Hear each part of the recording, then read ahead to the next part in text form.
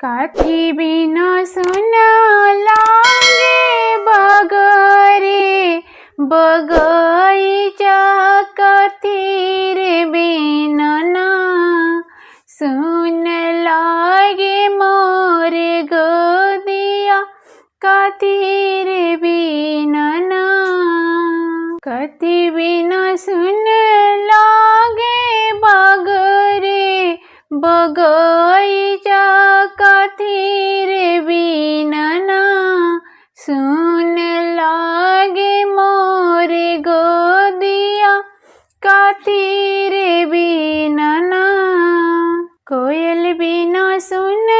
लागे बगरे बगईचा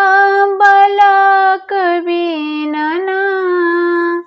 कोयल बिना सुन लागे बगरे बगईचा बालक बिना ना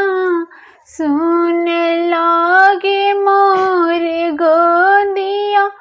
बालक बिना ना सुन लागे मोरे गोदिया बालक बिना ना अरे जी लगाए भी हम बाबा हो जितवाहन भरी रे दी ना अरे जी लगाए भी हम बाबा हो जितवाहन भरी रे दी ना हमर सुने सान गोदिया भरी रे दी ना हमर सुने सान गोदिया भरी रे दी ना आश्विन माह के कृष्ण पक्ष अष्टमी के भूखी लाना पूजे जितिया के बरतिया जे भूखी लाना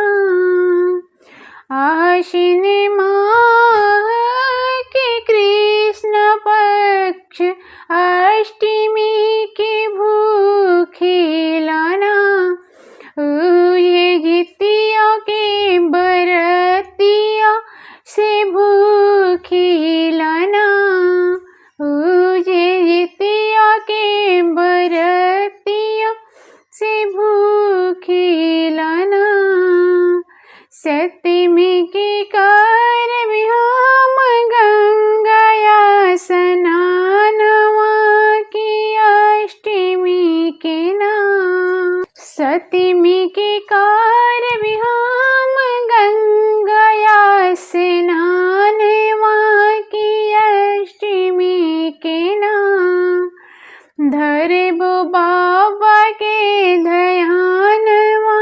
की अष्टमी के ना धरे बो बाबा के ध्यानवा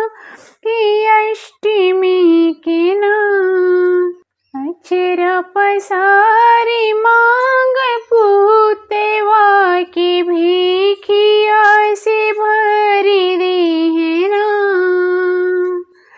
अक्षरा पसारी मांग पूतेवा की भीखिया